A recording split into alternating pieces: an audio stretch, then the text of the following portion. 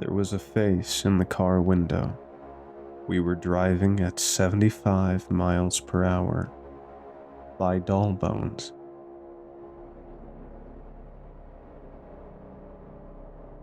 There was a face outside the car window. We were going 75 miles per hour. And I was the only one that could see it. I don't know what else to say or do. I'm kind of freaking out right now. I'm writing this here because I need to empty these thoughts out before I go insane. Will I post it? I don't know. And it's not important. Right now, this draft is going to serve as my way of calming down. Let me start from the top and write down everything that's happened so far. My name is Cassie. I live in the middle of nowhere, Florida, with my boyfriend Sean and my sister Lisa. We just got done visiting my parents in slightly less middle of nowhere, Florida. We had a good time, but ended up staying later than we should have. Way later.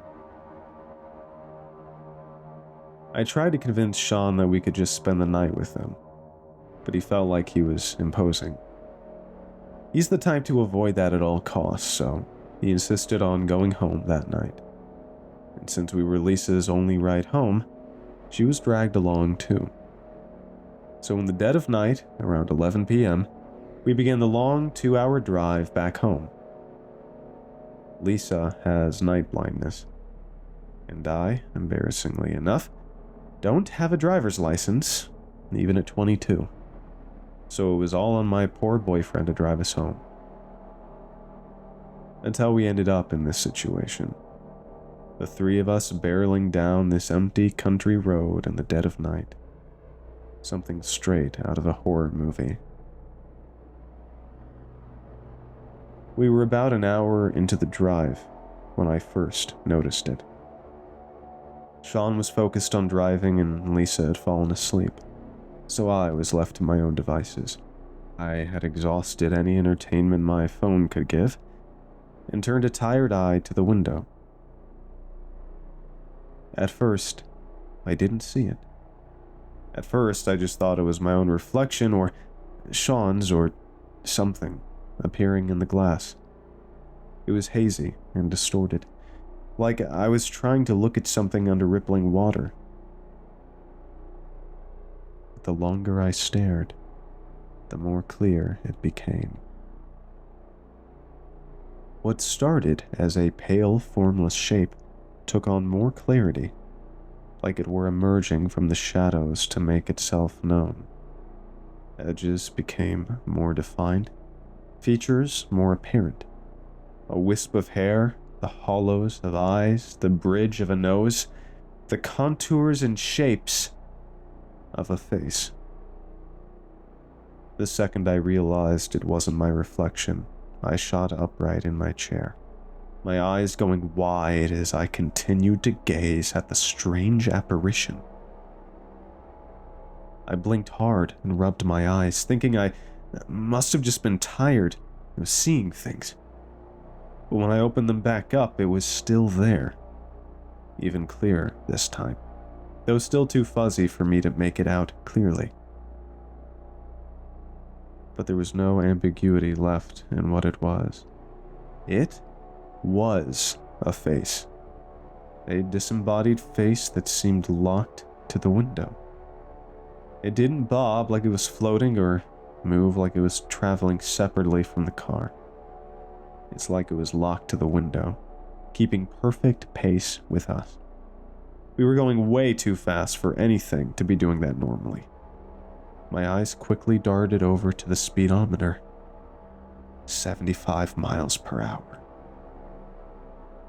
And yet there it was, a face in the window. "Sean," I said, grabbing my boyfriend's arm. "Sean, what the fuck is that?" I held his arm for dear life, the hair on the back of my neck standing on edge. "What the fuck is what?" Sean asked in return, his eyes only briefly leaving the road to look in my direction. The thing in the window. What is that? It looks like a face! Sean took another glance at the window I was so horrified at. A longer one this time. But his eyes eventually returned to the road, and with a shrug, he said, "I don't see anything." I was utterly shocked, and frankly kind of pissed off. The face wasn't exactly difficult to see. It was quite obviously there. Are you blind? It's right there. It's practically touching the glass. My head swiveled, darting back and forth between Sean and the face. I couldn't comprehend how he wasn't seeing it. Sean took one last look before shaking his head. "Babe, there's seriously nothing there. Are you sure it's not just your reflection?" I started to get angry by this point. I slapped his arm, which elicited a pained yelp from him. "Do you think I don't know what my own reflection looks like?"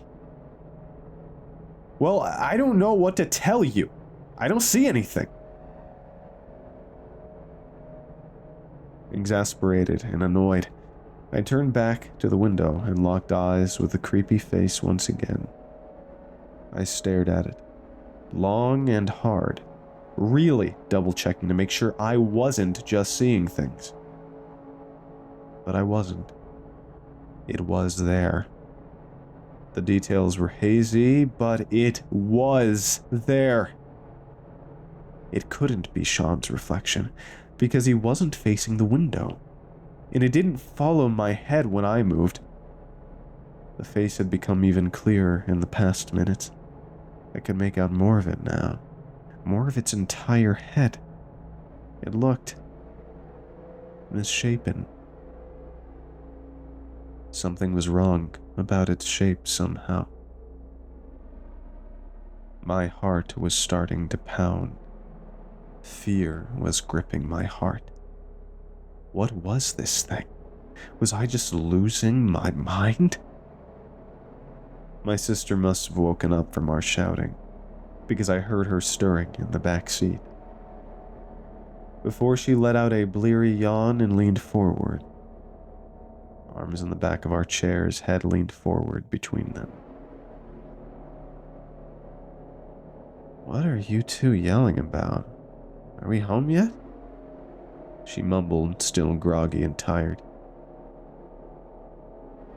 "No, we still got another hour," Sean replied. "Cassie is just seeing things."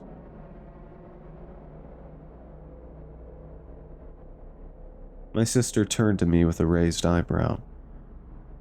"I am not seeing things. It's right there. Lisa, look." I leaned back in my chair to let her get a look at the window. "Do you see it? In the window?" Lisa stares into the glass, narrowing her eyes and leaning forward. "No, I give up. What am I looking for?" I dropped my head into my hands, frustrated and scared. Sean and Lisa tried to comfort me, but I wasn't having it. I didn't know why I could see it and they couldn't. Was I genuinely having some kind of breakdown? I kept my head down for a while, eyes shut tight, not making a sound aside from the occasional whimper. I think I must have dozed off at some point, because I startled awake sometime later from the jostling of the car over a pothole. At first I wondered if it could have been a dream, but I could feel it. I could feel its gaze from the window. The unmistakable feeling of being watched. I didn't want to look. I didn't. But I had to. It felt like I was being compelled. Like something was yanking me towards it, forcing me to look. Morbid curiosity? Or was it something else? I finally stole a glance at the window against my better judgment. It was still there, and now it was even more clear than before. I could make out more details that I couldn't last time. Raw, red skin, blood oozing from exposed muscle tissue on its face, burn marks on its charred scalp, hair that still singed with fire. I wanted to cry. I wanted to cry and scream and get out of this car. But my panic was put on hold as I noticed something else. The face was rapidly becoming clearer, faster than before. It was coming into focus so fast I could watch in real time as its full face emerged from the haze.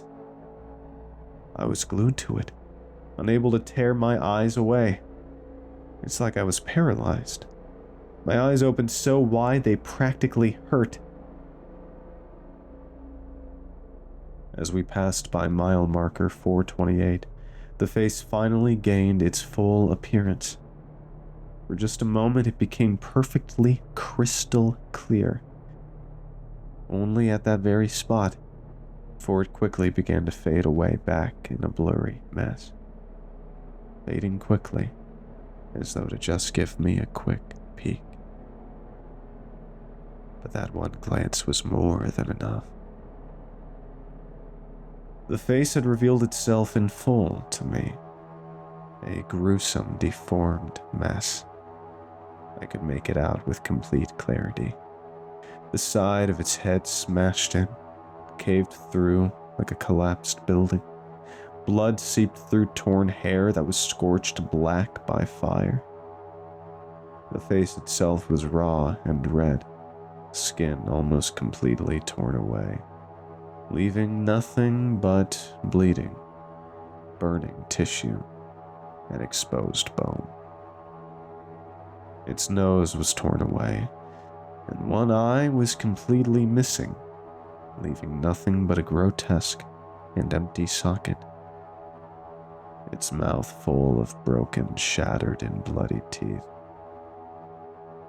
The face was so horribly deformed that I couldn't even make out if it was a man or a woman. It barely even looked human at this point. I finally lost control of myself. My stomach heaved and I vomited all over my lap and the floor of Sean's car. The next few minutes were a chaotic blur of shouting and puking.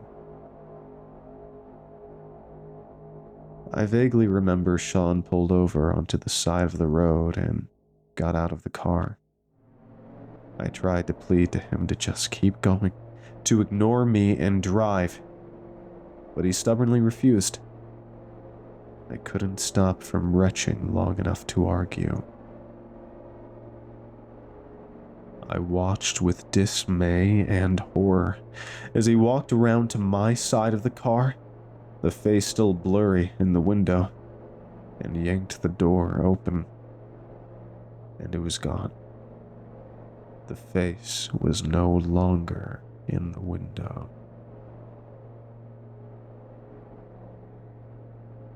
That was 2 days ago. I had written it off until now as just a hallucination. Or a dream. It didn't really make all that much sense, but it was better than the alternative. I was perfectly content to seal the memory away and live on in blissful ignorance. But that little delusion was shattered just a few hours ago. I got a call from my mother. Lisa had been in a terrible, terrible car accident this morning. The wreck was so bad that they were having to drive out to identify her body. The police said she was barely recognizable from the injuries. That would have been bad enough, until they told me where the wreck happened. Right next to mile marker 428. I'm avoiding seeing her body at all costs because I'm so scared that if I see my sister now, I'll know who that face really belonged to.